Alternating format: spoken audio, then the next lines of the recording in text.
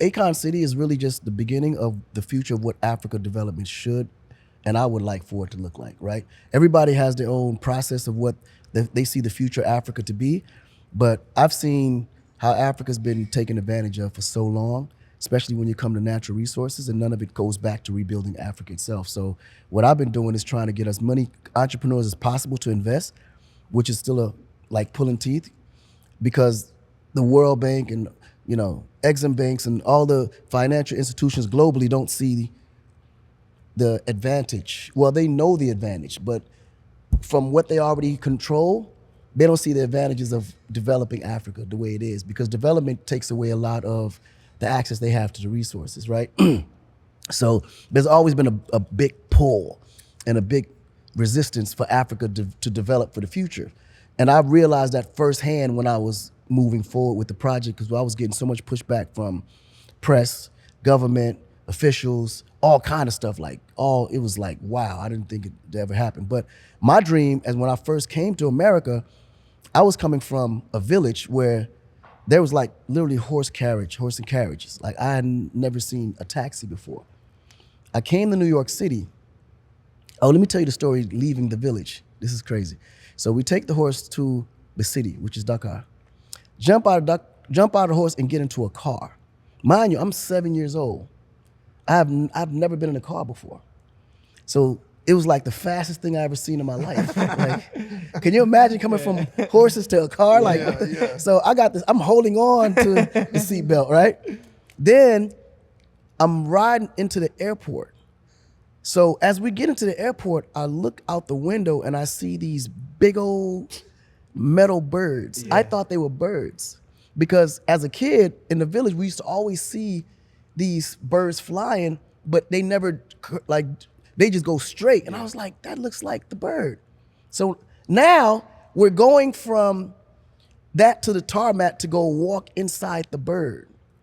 I started crying because I'm like, I'm not going inside the bird. I'm not going inside the bird. And I'm speaking well of my natural language, right? And my mom literally had to force me inside the bird. So I get in the bird and I realize, okay, there's seats in there. And I'm like, wait a minute, what is going on?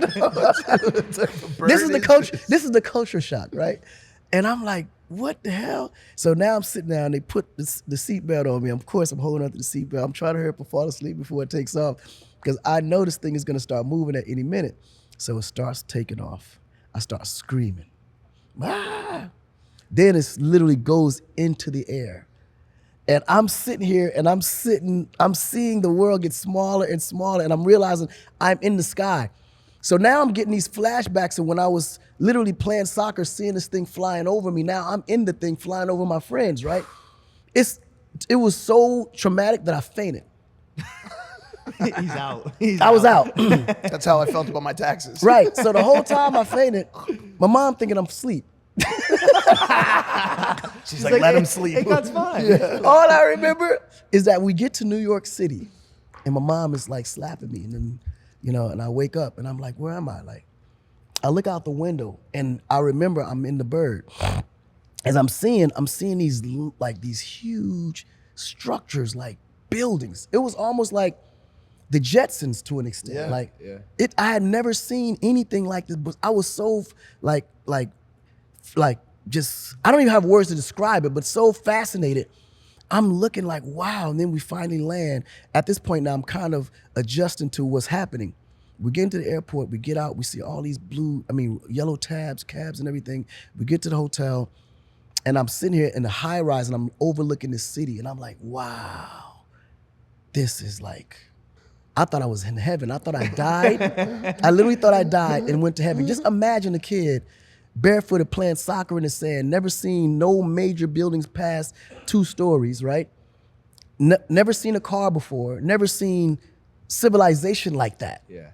And seeing that like this. The contrast. Just imagine what that shock culturally would do to anybody. And in my mind, I'm like, wow. Like I didn't know I didn't think it was real. It took a few days for it to all kick in. It was that moment that I said to myself, if my friends could ever see this, one day something like this is hopefully gonna happen in Africa. Like, this is my mindset. that never that like it never went away. So as I started getting more successful, I started traveling. I remember being in Dubai at like around year 2000. There was only one building there. One building. Yep. And they was building infrastructure. And in 10 years, I seen that place grow to become a full-blown city. Yep. So by 2010, 2012, I said, I got to build the city. I don't know how I'm going to do it. Build the city. I don't know how I'm going to do it, but I got to fucking do it. Yeah. I'm doing it. Especially. Then that childhood memory always came back. But then as I got more successful, I started hanging around billionaires and people that like manages $1 trillion. That can make it happen. That can actually make it happen. Exactly. Yeah. I said, okay, I get it now. Yep. I'm gonna find a way to pull all this shit together. So cool. And that from 2012, I've been on it. And just 3 months ago, we just finalized everything, and we're now building the Welcome Center to the city as we speak.